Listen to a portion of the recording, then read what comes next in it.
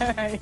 If you are suffering with depression, mood swings, or panic attacks, it could be the result of a hormonal imbalance in your immune system, Well, the good news is that this can be treated with natural hormones. And Dr. Stephen Hotze from the Hotze Wellness and Health, and I'm just messing this up today, the Hotze Health and Wellness Center is here to tell us all about this, and probably because I have a hormonal imbalance.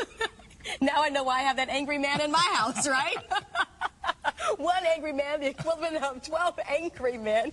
We can just solve the world if we can get this hormonal imbalance in check. Absolutely. Yeah. So what is, are many women suffering with this and don't realize it? All right, rhetorical question there, right?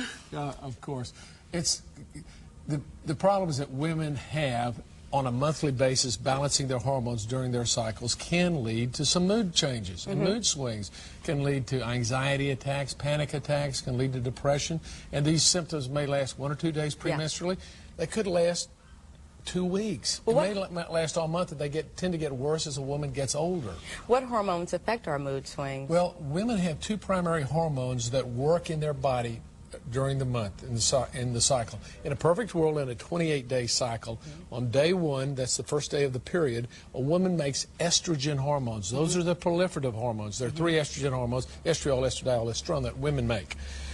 Mid-cycle, a woman will ovulate, and then she makes progesterone. Now, estrogen stimulates the inner lining of the womb, proliferates it. Progesterone balances it. It's like a seesaw. It causes the balance, and it stops the overproliferation, and it prepares the womb for a pregnancy. If there's no pregnancy at the end of 27, 28 days, all the hormones stop, you have a period, and it all starts over. So there's got to be this balance. But what happens is women mature as they get older, and this can happen in their 20s and 30s. That's when it starts happening. Their progesterone levels begin to drop dramatically. That's your natural progesterone, and estrogen becomes the dominant hormone. I see. And estrogen is a stimulatory hormone, and it can stimulate the brain, too. When you get too much estrogen, you get swelling, and the women will know premenstrual breast tenderness. They'll get premenstrual swelling in the fingers, mood swings. They'll get maybe headaches because they get the fluid retention, and the brain swells. Wow. And it has nowhere to go because you're in a... And so... What age does this generally begin? Well, some women tell me, I started when I had my first period. Really? I haven't been the same. Oftentimes it starts after a woman has had her first pregnancy. It can happen after a tubal ligation because that cuts off part of the blood supply to the ovaries. You have 2 arteries of the ovaries, ovarian artery and the uterine artery, and when you tie the tube, you've cut off the part of the ovarian artery, so you get poor blood supply, so the hormones production declines and you get this imbalance. And this can cause... And then, when you get the estrogen dominance and the imbalance of the hormones, that will affect thyroid. That affects your body's ability to utilize So now you've got thyroid. this domino effect. You got a domino effect. One thing leads to the next. And then next. that puts stress on the adrenal glands, and you get adrenal fatigue. Well, then how does all this affect menopause?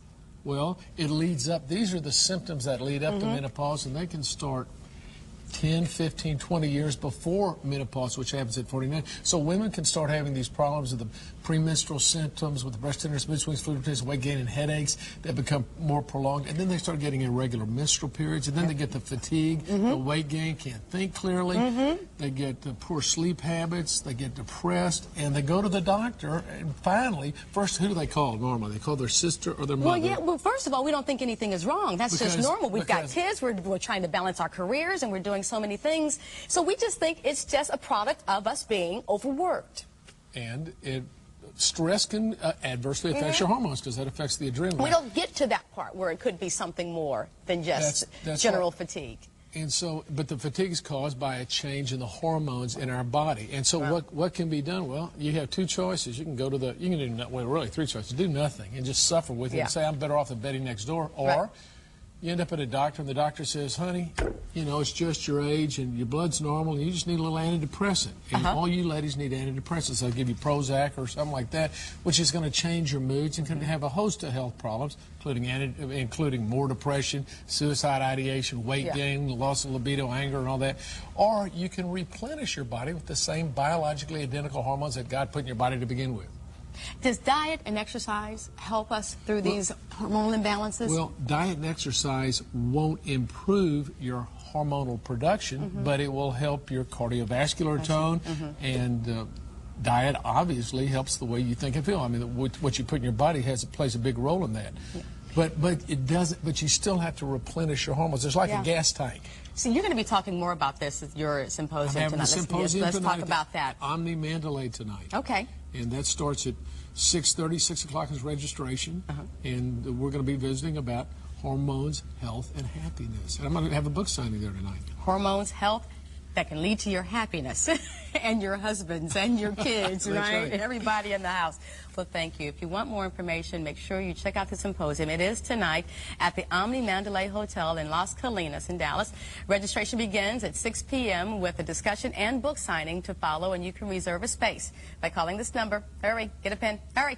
281-698-8691 or email rsvp@HWC.com. We'll have all of this information on our website as well if you didn't have time to get that pen. Gary?